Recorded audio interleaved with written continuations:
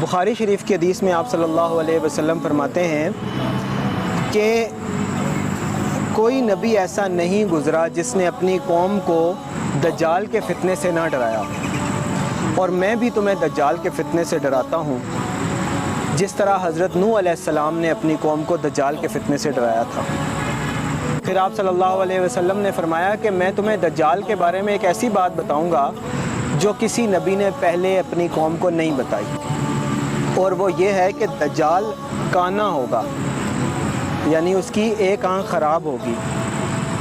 اور اللہ اس سے پاک ہے، یعنی کہ دجال جو ہے وہ خدائی کا دعویٰ کرے گا، نعوذ باللہ وہ یہ دعویٰ کرے گا کہ میں خدا ہوں۔ اور آپ صلی اللہ علیہ وسلم نے فرمایا کہ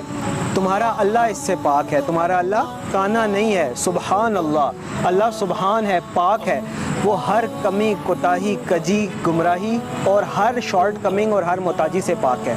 قل هو اللہ احد اللہ الصمد لم یلد ولم یولد ولم یکن لہ کفوا احد۔ اللہ کون ہے؟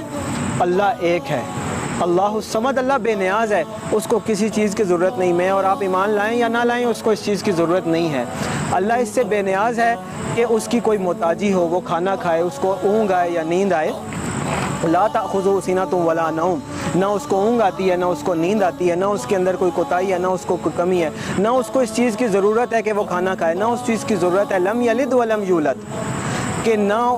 اس کی کوئی اولاد ہے نہ وہ کسی کی اولاد ہے، اللہ ہر چیز سے پاک ہے۔ اسی طرح اللہ تعالیٰ اس سے بھی مبرہ ہے، اس سے بھی پاک ہے کہ نعوذ باللہ اللہ کانا ہو۔ جب دجال خدائی کا دعویٰ کرے گا اور آپ کو اس کا کانا پن نظر آئے، اس کی ایک آنکھ آپ کو نظر آئے کہ وہ خراب ہے، تو آپ فوراً سمجھ جائیں کہ یہ کانا دجال ہے۔ اور اس کی ایک بڑی اچھی مثال ہے کہ آپ صلی اللہ علیہ وسلم نے فرمایا کہ جو دجال ہے جب وہ ظاہر ہوگا تو ایک شخص کا، ایک ایمان والے کا اس سے سامنا ہوگا، اور وہ ایمان والا شخص اس سے کہے گا کہ میں گواہی دیتا ہوں کہ تو دجال ہے۔ تو دجال اپنے ماننے والوں سے کہے گا کہ کیا اگر میں اس کو مار کر پھر زندہ کر دوں تو تم لوگ مانو گے؟ تمہارا ایمان نعوذ باللہ میرے اوپر اور زیادہ ہو جائے گا کہ میں ہی خدا ہوں۔ تو اس کے ماننے والے کہیں گے ہاں بالکل ایسے ہی، اگر آپ اس کو مار کر زندہ کر دو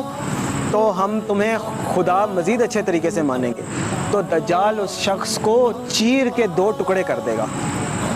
اور اس کے ٹکڑے زمین پر پھیلا دے گا، اور پھر ان ٹکڑوں کے درمیان میں سے گزرے گا اور دوسری طرف سے پھر واپس آئے گا، اور پھر واپس آنے کے بعد اس شخص کو کہے گا کہ اٹھ کے کھڑا ہو جا، اور وہ شخص زندہ ہو جائے گا، وہ شخص دوبارہ زندہ ہو جائے گا۔ پھر دجال اپنے ماننے والوں سے کہے گا کہ دیکھو میں ہی نعوذ باللہ وہ خدا ہوں